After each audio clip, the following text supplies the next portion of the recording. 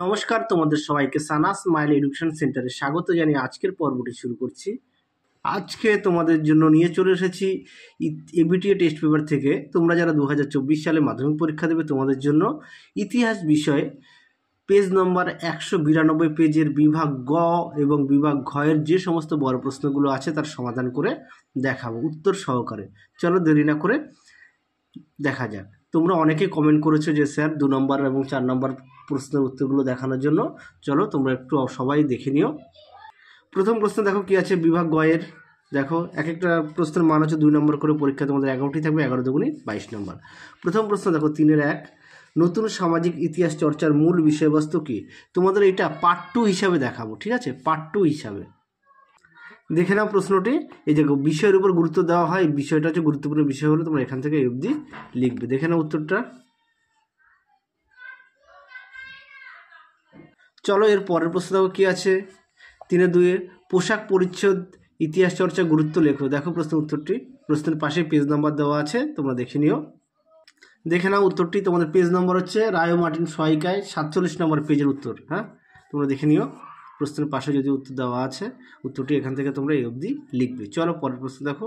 এছাড়াও তোমাদের দেখবে অধ্যায় ভিত্তিক আমরা ইতিহাস ভূগোলে শুরু করেছি। অধ্যায় ভিত্তিক যেগুলো গুরুত্বপূর্ণ 1 নম্বরের এবং 2 নম্বরের প্রশ্ন আছে সেগুলো তোমরা দেখবে যে যেগুলো গুরুত্বপূর্ণ সেই প্রশ্নগুলি তোমাদের এবিটিএ টেস্ট পেপারও প্রশ্নগুলো আছে, সেই উত্তরগুলো তোমরা একেবারে পেয়ে যাবে উত্তর সহকারে। ইতিহাস ভূগোলে 2টো অধ্যায় দিয়েছি, ইতিহাসেরও 2টো অধ্যায় দিয়েছি, তোমরা যারা এখনও দেখোনি আমাদের প্লেলিস্টে গেলেও পেয়ে যাবে। চলো পরের প্রশ্ন দেখো কি আছে 3 দাগ, দীনবন্ধু মিত্রের নীলদর্পণ নাটকের গুরুত্ব লেখো। চলো প্রশ্নের উত্তরটা দেখো। দেখে নাও প্রশ্নটি। এই দেখো নাটকের গুরুত্বটা কী ছিল, দেখে নাও গুরুত্ব। তোমরা পুরো উত্তরটাও একেবারে দেখে নিও। বিস্তারিত পাঠ্য বইটা একটু দেখে নিও, আর তোমরা সঙ্গে কিন্তু অবশ্যই পাঠ্য বইটা পড়বে। পরের প্রশ্ন দেখো কি আছে 4 দাগে, প্রাচ্য পাশ্চাত্য দ্বন্দ্ব কি? দেখে নাও। এই প্রশ্নটিও কিন্তু খুবই গুরুত্বপূর্ণ একটি প্রশ্ন। দেখে নাও প্রশ্নটি, তার উত্তরটাও দেখে নাও। এখান থেকে তোমরা এই অবধি উত্তরটা লিখবে। পেজ নম্বর হচ্ছে 132 পেজ। চলো পরের প্রশ্ন দেখো। পরের প্রশ্ন দেখো, বিরসা মুন্ডা কী কারণে বিখ্যাত? দেখো প্রশ্নের উত্তরটি, পেজ নম্বর দেখো, প্রশ্নের পাশেই দেওয়া আছে। এই উত্তরটা একটু বড় করে দেখাচ্ছি, কেননা এই প্রশ্নটি অনেক সময় তোমাদের 4 নম্বরেরও আসে, সেই কারণে আমি একটু ডিটেলসে দেখাচ্ছি। দেখে নাও। অনেক সময় এই প্রশ্নটি তোমাদের 4 নম্বরেরও দেয়। দেখে নাও, প্রশ্নটি গুরুত্বপূর্ণ। চলো পরের প্রশ্ন দেখো। পরের প্রশ্ন দেখো কি আছে, বিরসা মুন্ডা হয়ে গেল। 3-6 দাগ, কোন অঞ্চলকে জঙ্গলমহল বলা হয়? দেখো প্রশ্ন উত্তরটি।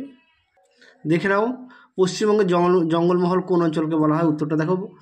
বর্তমানে পশ্চিমবঙ্গের মেদিনীপুর, বাঁকুড়া ও ধলভূম অঞ্চল নিয়ে গঠিত অংশকে জঙ্গলমহল বলা হয়। এখান থেকে এই অবধি উত্তরটা লিখবে। চলো পরের প্রশ্ন দেখো কি আছে 1857 খ্রিস্টাব্দে মহাবিদ্রোহকে রমেশচন্দ্র মজুমদার সামন্ততন্ত্রের মৃত্যুকালীন আর্তনাদ বলে অভিহিত করেছেন কেন? দেখো প্রশ্নের উত্তরটি।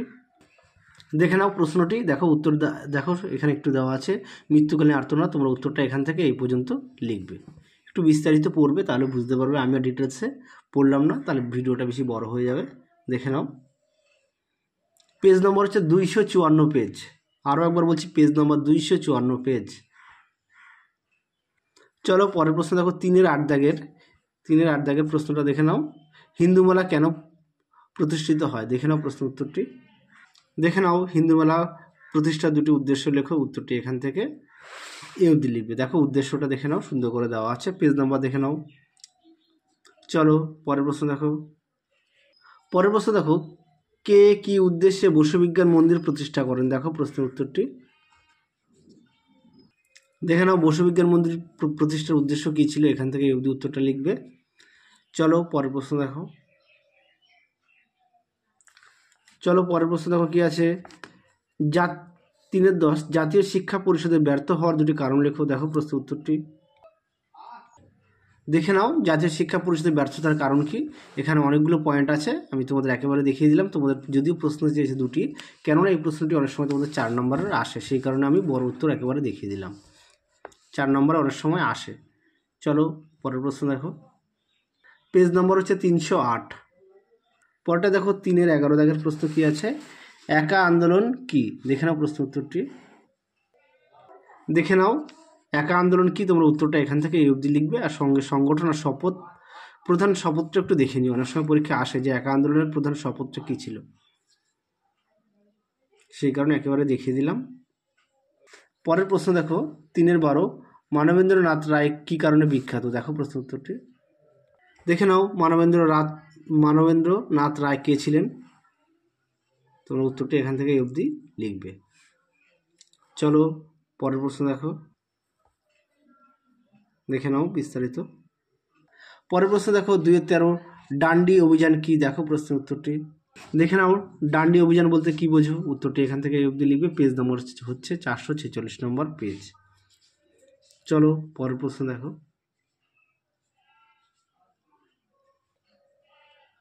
চলো পরের প্রশ্ন দেখো 3-14 কি আছে, অলিন্দ যুদ্ধ কি? দেখো প্রশ্ন উত্তরটি, দেখে নাও অলিন্দ যুদ্ধ বলতে কি বোঝায়। উত্তরটি এখান থেকে লিখবে, এই পর্যন্ত উত্তরটা লিখবে, এই পর্যন্ত উত্তরটা লিখবে। অলিন্দ যুদ্ধ কি? দেখে নাও পেজ নম্বর হচ্ছে 452। দেখে নাও 452 নম্বর পেজ।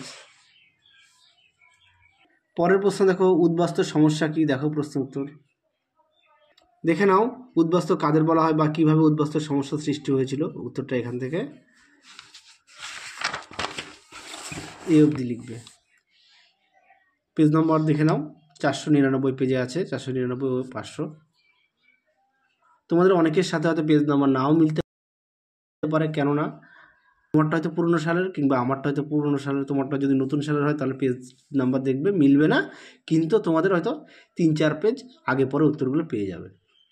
চলো পরের পেজ দেখো কি আছে, ভাষাভিত্তিক প্রদেশ কমিশন কার নেতৃত্বে কেন গঠিত হয়? দেখো প্রশ্ন উত্তরটি, দেখে নাও উত্তরটা এখানে পেয়ে যাবে। প্রশ্নটা দেখে নাও, তোমরা উত্তরটা এখান থেকে এই অবধি লিখবে। চলো এবার আমরা দেখব তোমাদের 4 নম্বর প্রশ্নের উত্তর। দেখো পরীক্ষা তোমাদের 6টি থাকবে, 4-6-24। বিভাগ ঘ দেখে নাও। প্রথম প্রশ্ন আছে নারীর ইতিহাস চর্চার গুরুত্ব আলোচনা করো। দেখো প্রশ্ন উত্তরটি, প্রশ্নটা দেখে নাও, নারী ইতিহাসের উপর একটি টিকা লেখো। এখান থেকে উত্তরটি শুরু করবে। দেখে নাও প্রশ্ন উত্তরটি, এই পুরোটা লিখবে। দেখো নারী ইতিহাস পয়েন্ট দেওয়া আছে সুন্দর করে, একটু দেখে নাও। বইটা যদি একটু মোটা দেখাতে একটু সমস্যা হচ্ছে, তোমরা একটু কষ্ট করে দেখে নিও। পেজ নম্বর হচ্ছে 30 পেজ। এই পর্যন্ত উত্তর। চলো পরের প্রশ্ন দেখো কি আছে, হুতম প্যাঁচার নকশা গ্রন্থে 19 শতকের বাংলার কীরূপ সামাজিক চিত্র পাওয়া যায়? দেখো প্রশ্ন উত্তরটি, দেখে নাও প্রশ্নটি, তার উত্তরটাও দেখে নাও। পেজ নম্বর হচ্ছে 101 নম্বর পেজ। এই পর্যন্ত উত্তর। চলো পরের প্রশ্ন দেখো। চলো এবারে দেখব উপবিভাগ ঘয়ের 2-24-3 দাগ। দেখে নাও প্রশ্ন কি আছে, নীল বিদ্রোহের শিক্ষিত মধ্যবিত্ত বাঙালি বুদ্ধিজীবীদের ভূমিকা কী ছিল? এই প্রশ্নের মধ্যে খুবই একটি গুরুত্বপূর্ণ প্রশ্ন, পরীক্ষায় খুব আসে এই প্রশ্নটি, অনেক জায়গায় তোমাদের আছে এই প্রশ্নটি এবিটিএ। দেখে নাও প্রশ্নটি, তার উত্তরটাও দেখে নাও। দেখে নাও উপসংহারে এই পর্যন্ত উত্তরটা লিখবে। চলো পরের প্রশ্ন দেখো। পরের প্রশ্ন আছে কি দেখো, গগনেন্দ্রনাথ ঠাকুরের চিত্রের বৈশিষ্ট্যগুলি উল্লেখ করো। দেখো প্রশ্ন উত্তর, 4-4 দাগ। আগেরটা ছিল 4-3 দাগ। হ্যাঁ, মনে হয় দাগ নম্বরটা বলে একটু ভুল হয়েছে। দেখে নাও প্রশ্নটি, তার উত্তরটাও দেখে নাও, সুন্দর করে দেওয়া আছে। পেজ নাম্বার হচ্ছে 250 নম্বর পেজ। প্রশ্নের পাশেও তোমাদের পেজ নাম্বার দেওয়া আছে, তোমাদের সুবিধার্থে একটু দেখে নিও। দেখে নাও এই পর্যন্ত উত্তর। চলো পরের প্রশ্ন দেখাই। চলো এবার দেখব 4-5 দাগ, ছাপা বইয়ের সঙ্গে শিক্ষা বিস্তারের সম্পর্ক বিশ্লেষণ করো। দেখো প্রশ্ন উত্তরটি, প্রশ্নটা দেখে নাও, ছাপা বইয়ের সঙ্গে শিক্ষা বিস্তারের সম্পর্ক বিশ্লেষণ করো। উত্তরটা দেখে নাও। পেজ নম্বর 300 পেজ, প্রশ্নের পাশেই দেওয়া আছে। আশা করি তোমরা দেখেছো। আমাদের ভিডিও যদি ভালো লাগে তোমরা ছোট্ট একটা লাইক দিও, তোমাদের প্রিয় বন্ধুদের কাছে অবশ্যই শেয়ার করো, তাহলে তারাও খুবই উপকৃত পাবে। এই পর্যন্ত উত্তর। চলো পরের প্রশ্ন দেখো কি আছে, ভারত ছাড়ো আন্দোলনে শ্রমিক শ্রেণীর ভূমিকা আলোচনা করো। দেখো প্রশ্ন উত্তর, দেখে নাও প্রশ্নটি, পেজ নম্বর হচ্ছে 353 পেজ। দেখে নাও বাকি অংশটুকু উত্তরের।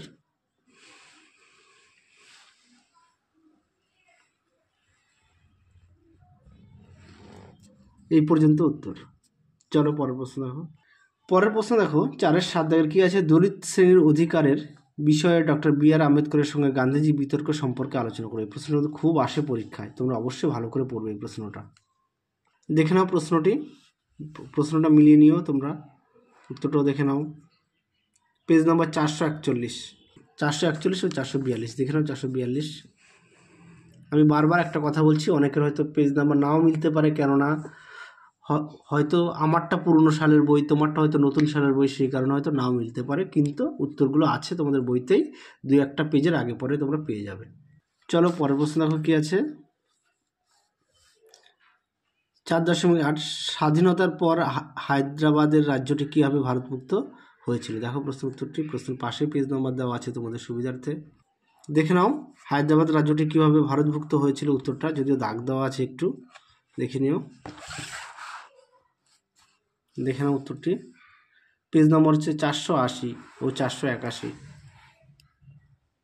দেখে নাও, যদিও দাগ দেওয়া আছে, একটু কষ্ট করে তোমাদের দেখে নিতে হবে। এই পর্যন্ত উত্তর। এছাড়াও তোমাদের আমরা ইতিহাস ও ভূগোলে অধ্যায় ভিত্তিক আমরা 1 নম্বর ও 2 নম্বরের উত্তর সহ দেওয়া আছে। চলো তাহলে তোমাদের 4 নম্বর প্রশ্নের উত্তর আমরা সমাধান করে দিয়েছি, 2 নম্বর প্রশ্নের উত্তর সমাধান করে দিয়েছি। আজকের মতো এখানে সমাপ্ত করছি, আবার দেখা হবে পরবর্তী ভিডিওতে। তোমরা সবাই সুস্থ থেকো, ভালো থেকো, টাটা।